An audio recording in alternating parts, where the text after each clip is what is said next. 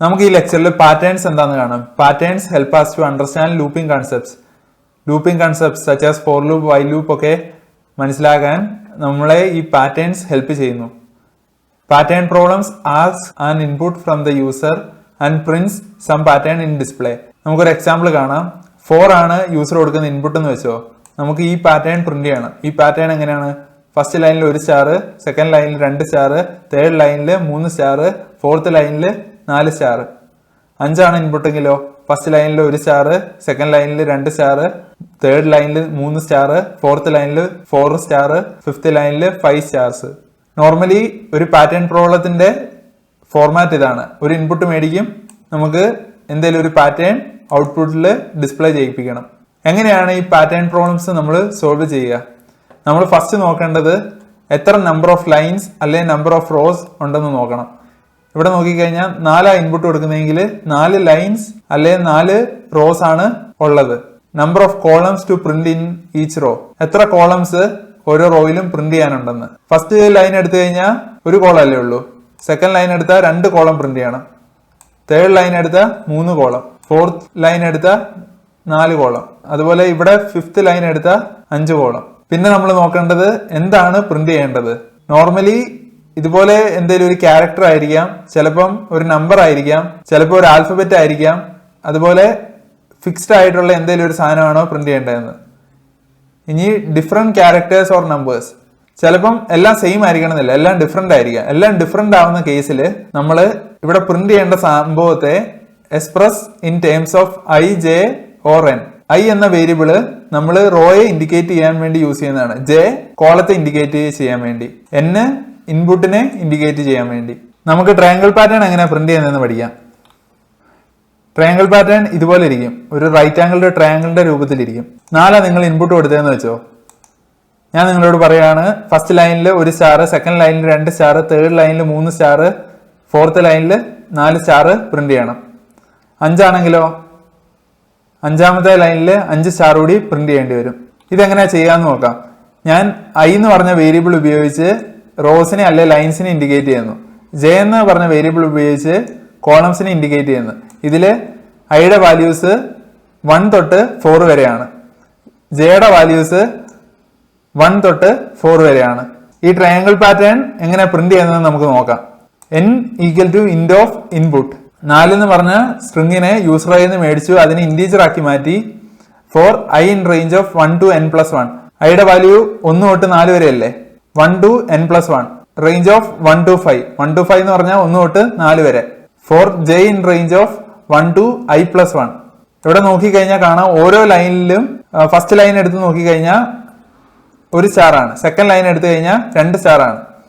അതിനുവേണ്ടി നമ്മൾ range of 1 to i+1, കാരണം ഈ ഐയെ ഈ ജെ ഡിപ്പെൻഡ് ചെയ്യുന്നുണ്ട്. എത്ര തവണ സ്റ്റാർ പ്രിന്റ് ചെയ്യണം ഒരു ലൈനില് എന്ന് തീരുമാനിക്കുന്നത് ഐയുടെ വാല്യൂ ആണ്. അതുകൊണ്ടാണ് ഇവിടെ for j in range of 1 to i+1.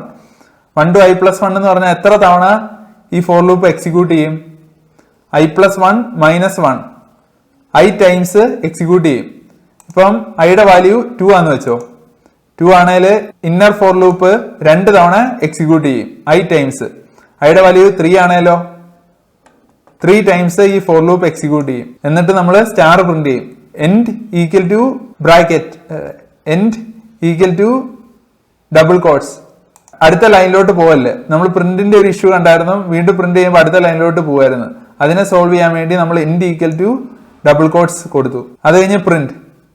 ഈ ഫോർ ലൂപ്പ് ഒരു ലൈൻ പ്രിന്റ് ചെയ്ത് കഴിഞ്ഞാൽ അടുത്ത ലൈനിലോട്ടാണല്ലോ പോകേണ്ടത്. അതിനുവേണ്ടി ഈ പ്രിന്റ് നമ്മൾ യൂസ് ചെയ്തു.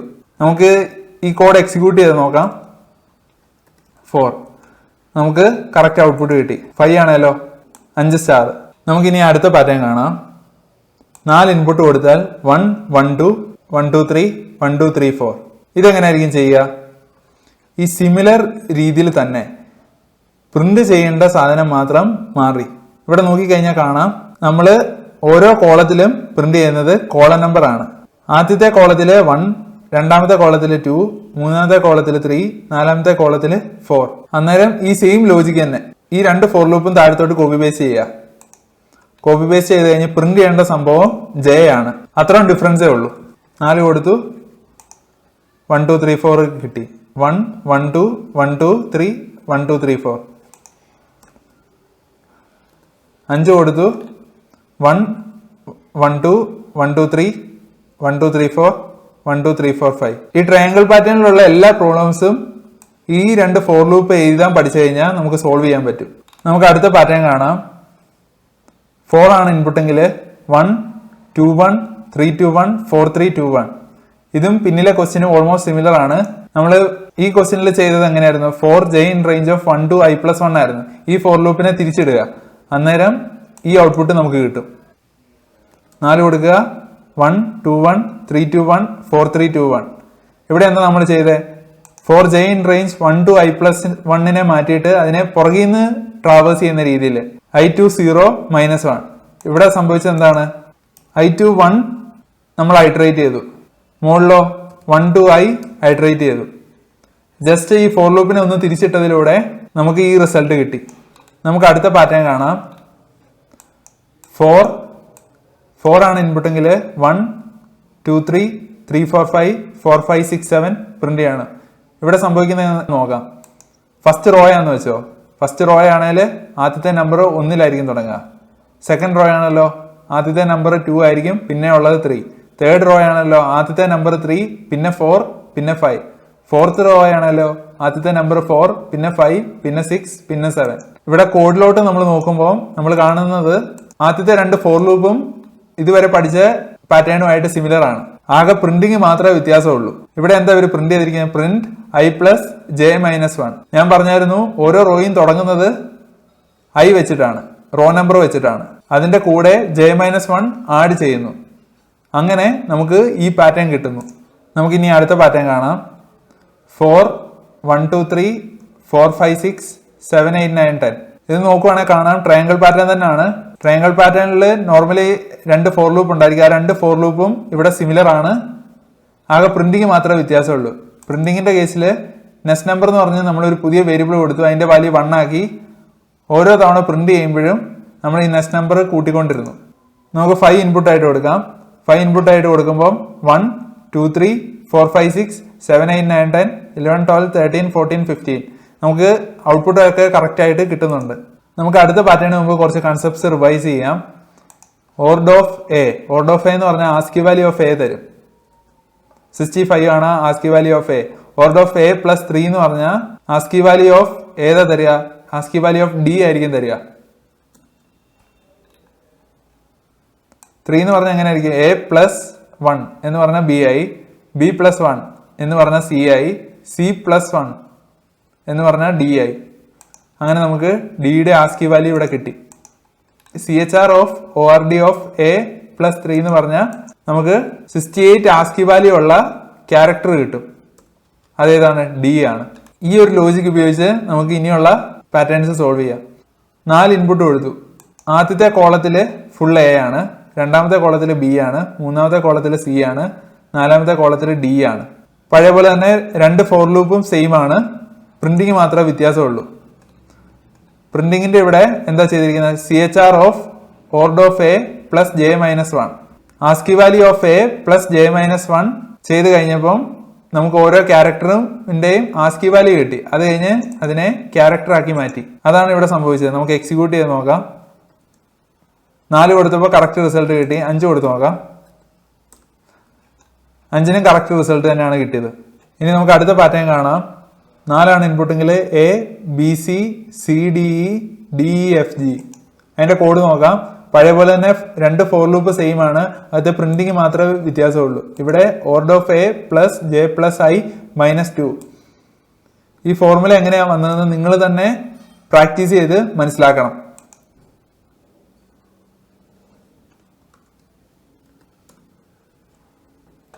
നമുക്ക് കറക്റ്റ് ഔട്ട്പുട്ട് കിട്ടുന്നുണ്ട്. നമുക്ക് അടുത്ത പാറ്റേൺ കാണാം. 4 ആണ് ഇൻപുട്ടെങ്കിൽ D D E D E F D E F G. ഇവിടെ ശ്രദ്ധിച്ചു കഴിഞ്ഞാൽ കാണാം ആദ്യം D ആയിരുന്നു, പിന്നെ D E ആണ്, മുമ്പോട്ടാണ് പോകുന്നത് D ന്ന്, പിന്നെ D E F, പിന്നെ D E F G. പഴയ പോലെ തന്നെ രണ്ട് ഫോർ ലൂപ്പും സിമിലർ ആണ്. അകത്ത് പ്രിന്റ് ചെയ്യേണ്ട സംഭവം മാത്രമേ മാറുന്നുള്ളൂ. പ്രിന്റ് ചെയ്യേണ്ടത് എവിടെ നിന്നായിരുന്നു? n-1 നിന്നാണ്, D എന്നാണ് തുടങ്ങേണ്ടത്. പിന്നെ j-1 ഉപയോഗിച്ച് മുമ്പോട്ട് പോകും.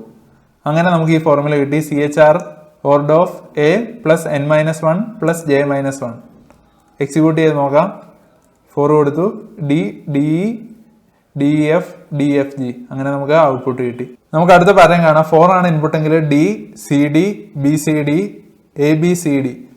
4 എന്ന് പറഞ്ഞാൽ ആദ്യമേ 4th ക്യാരക്ടർ എന്ന് വെച്ചാൽ ഡി തുടങ്ങുക. അത് കഴിഞ്ഞ് പുറകോട്ട് പോവുക, D C D C B D C B A. അങ്ങനെയാണ് ഇതിന്റെ പ്രിന്റിങ് വന്നിരിക്കുന്നത്. ഇവിടെ നോക്കുവാണെങ്കിൽ നമുക്ക് കാണാം ഇവിടെയുള്ള 2 ഫോർ ലൂപ്പും പണ്ടത്തെ പോലെ തന്നെയാണ്, പ്രിന്റിങ് മാത്രമേ മാറിയിട്ടുള്ളൂ. പ്രിന്റിങ്ങിൽ എന്താ സംഭവിച്ചിട്ടുള്ളത്? CHR order of A plus N minus one. ഇവിടെ നമ്മൾ ഡി എന്ന് പറഞ്ഞ ആ വേരിയബിളിലെത്തി. അത് കഴിഞ്ഞ് ജെ മൈനസ് ഐ പുറകോട്ടാ പോകണ്ടേ, അതിനെയാണ് ഈ ജെ മൈനസ് ഐ കൊണ്ട് ഇൻഡിക്കേറ്റ് ചെയ്യുന്നത്. നമുക്ക് എക്സിക്യൂട്ട് ചെയ്ത് നോക്കാം. 4 കൊടുത്തു, D C D B C D A B C D നമുക്ക് ഡിസ്പ്ലേയിൽ കിട്ടി.